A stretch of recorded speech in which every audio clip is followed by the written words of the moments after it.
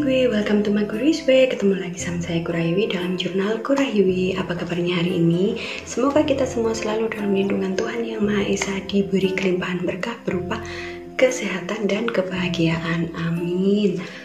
Kali ini saya akan membahas salah satu pertanyaan yang sering kali mampir di inbox saya, baik itu di Instagram ataupun di Facebook ya, yaitu tentang, Kak, rekomendasi obat herbal yang bagus dong buat GERD. Oke, di sini saya akan membahas itu ya.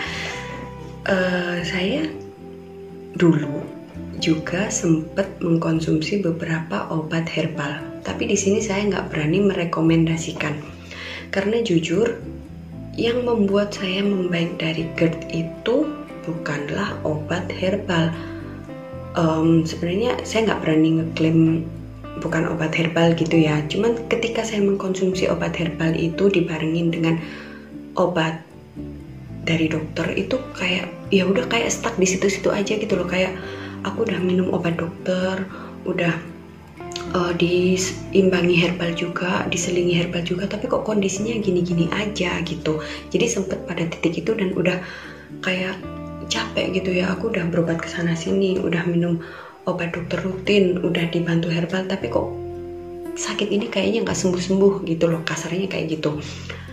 Nah, jadi di sini saya akan berbagi pengalaman aja. Kalau teman-teman nanya obat herbal apa, obat herbal di sini tuh maksudnya kan ada kadang kayak promosi herbal bla bla bla, ini baik untuk lambung gini gitu kan, sering banget. Bahkan dulu di salah satu grup yang saya gabung itu promosi sangat bebas banget, jadi orang mau jualan herbal apapun di situ free. Jadi karena alasan itu juga kenapa saya sempat membeli beberapa jenis herbal, boleh dibilang jadi korban iklan gitu ya. Tapi ini balik lagi ke teman-teman, karena yang pertama itu sugesti alias keyakinan. Kalau kita yakin, misalnya kita beli obat ini ya, saya yakin pasti sembuh ya, insya Allah pasti sembuh karena kekuatan keyakinan dan sugesti itu. Apakah saya waktu mengkonsumsi herbal itu meragu atau yakin? Enggak. Jadi ketika saya mendapatkan rekomendasi beberapa dari teman sesama pejuang itu, niat saya lillahi ta'ala untuk mencari jalan kesembuhan. Jadi ketika ada teman bilang, coba konsumsi herbal ini deh, aku minum ini membaik gini gitu. Ini yang benar-benar rekomen loh ya, bukan orang dagang. Dia bilang pengalaman pribadi dia kayak gitu. Ya udahlah saya coba, tapi ketika saya minum di saya kok gini aja ya, padahal udah habis beberapa botol. Terus ada lagi yang bilang gini, oh kamu minum itu nggak cocok mungkin, coba ini, yang ini, aku minum ini kok membaik gitu.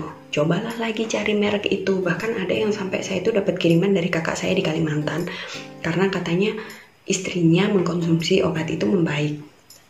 Saya minum, jatuhnya di saya ya kayak gitu, kayak aku ini udah minum obat rutin, dibantuin herbal, tapi kok kayak gini aja gitu.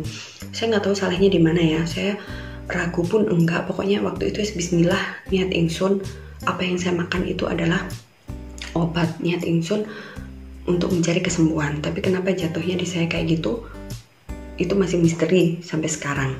Makanya kalau ada teman-teman yang tanya, Kak, rekomendasi obat herbal yang bagus buat GERD apa dong? Saya nggak berani rekomendasiin karena takutnya kayak gitu tadi.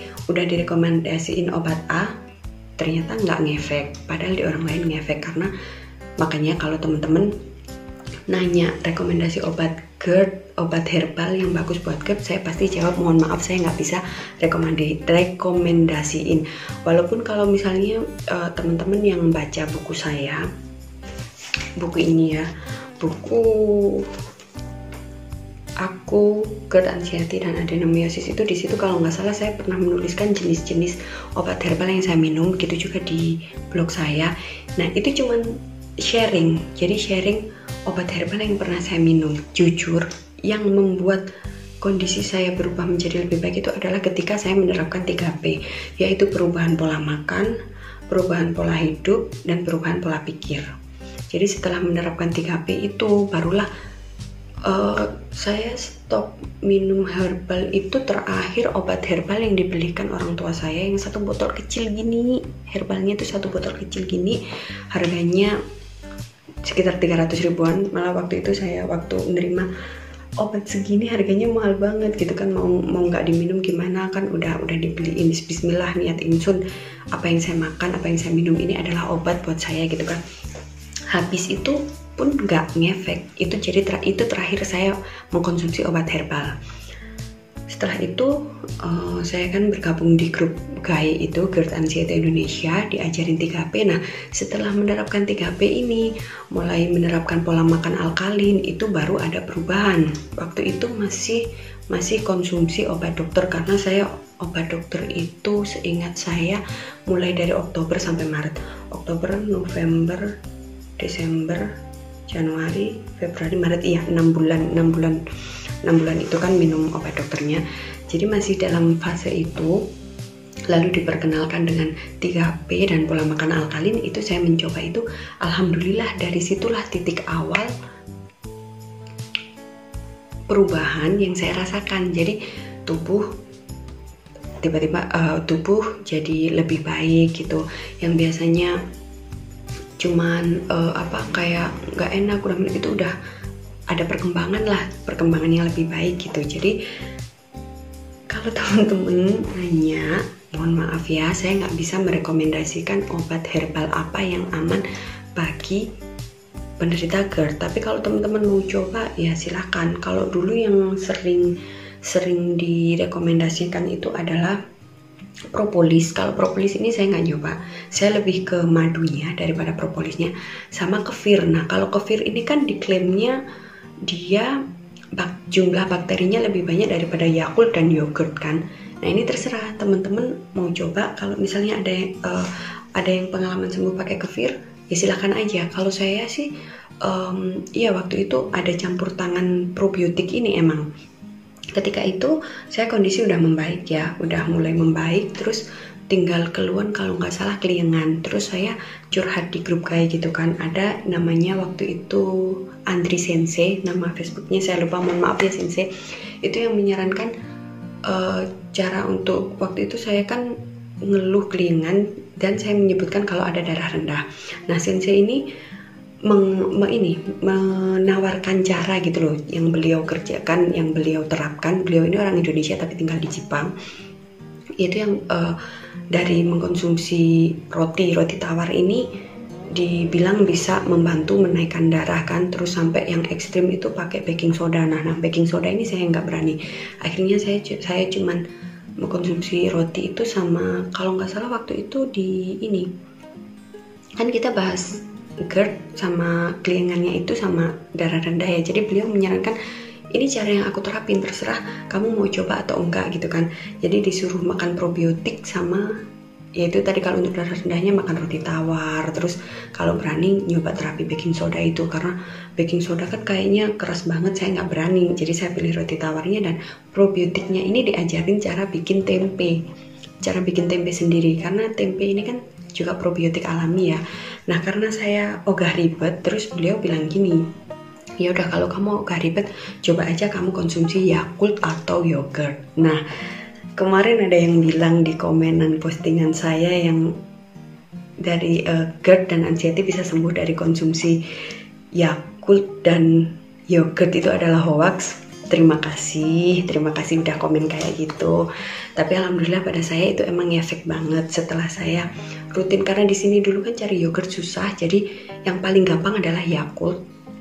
Nah itu setelah saya konsumsi Yakult itu kondisi tubuh makin membaik. Jadi menerapkan pola makan alkalin yang kita lebih banyak buah dan sayuran itu, terus konsumsi air putih yang tetap banyak ya, sebisa mungkin minimal 1 hari 2 liter atau ya 1,5 liter lah, pokoknya semampunya teman-teman aja itu. Dan Yakult atau yogurt ini saya nggak tahu kenapa kok dibilang hoax ya, saya sempat kaget. Tapi ya udahlah, namanya juga orang, mungkin pada beliau yang komen itu nyobain itu nggak ngefek, makanya sampai komen kayak gitu. Tapi pada saya pribadi, alhamdulillah itu memang membantu proses kesembuhan, semakin membaiklah istilahnya setelah mengkonsumsi Yakult dan yogurt. Nah kalau kefir ini kan sejenis Yakult. Kalau dulu tuh di grup itu dijelasin gini, kalau yang kualitas paling rendah itu Yakult, itu karena jumlah bakteri baiknya paling sedikit. Di atasnya Yakult ada yogurt. Nah, yang di atas sendiri itu adalah kefir. Nah, tapi ini kalau setahu saya para senior dan admin di KAI itu nggak ada yang konsumsi kefir. Tapi kalau misalnya teman-teman mau coba dan cocok ya, it's okay. Toh itu juga sama-sama probiotik yang insya Allah juga aman. Jadi kayak gitu ya. Mohon maaf buat teman-teman yang nanya rekomendasi obat herbal apa yang aman buat penderita GERD. Mohon maaf saya nggak bisa kasih rekomendasi. Jadi ya terserah, kalau teman-teman mau coba monggo. Intinya satu sih, yakin aja, bismillah. Kalau teman-teman tujuannya nyari obat ya insya Allah aman gitu. Saya dulu diajarin kayak gini sama salah satu teman di grup. Kita niatkan apa-apa yang kita makan, apa-apa yang kita minum adalah obat untuk tubuh kita. Bismillah, insya Allah aman. Jadi kalau teman-teman mau coba ya silahkan. Tapi kalau menurut saya yang penting ini aja, dirubah aja pola hidupnya, dirubah pola pikir, pola makannya. Kalau masih berobat ke dokter ya nggak apa-apa, dilanjutin aja berobat sampai tuntas. Insya Allah nanti dengan itu membaik. Jadi kayak gitu. Untuk video-video tentang 3P apa bisa dilihat di video saya yang lain ya, ada di playlist aku, GERD, anxiety dan adenomyosis ada di situ. Jadi nanti bisa teman-teman cek apa sih 3P itu, apa sih herbal tea itu, nanti bisa dicek di situ. Jadi sekian pembahasan dari saya. Mohon maaf yang udah sering-sering banget nanya herbal apa yang baik untuk GERD, saya nggak bisa rekomendasiin karena ya itu seperti yang saya jelaskan tadi. Jadi balik aja ke 3P, rubah pola hidup, pola pikir, dan pola makan. Udah insya Allah didukung yogurt sama Yakult, olahraga, rajin berjemur, insya Allah itu udah bisa membantu kita membaik dari GERD dan anxiety. Oke, sekian bahasan dari saya. Mohon maaf jika ada salah kata. Mohon dukung channel saya dengan cara subscribe, like, dan komen. Jika bermanfaat boleh dibagi-bagi, siapa tahu ada orang-orang di sekitar teman-teman yang juga menderita GERD dan anxiety. Jadi kita bisa sama-sama berbagi dan semoga saja bermanfaat bagi siapa saja yang menontonnya. Oke, mohon maaf jika ada salah kata. Mau matur, thank you. Annyeong, bye-bye.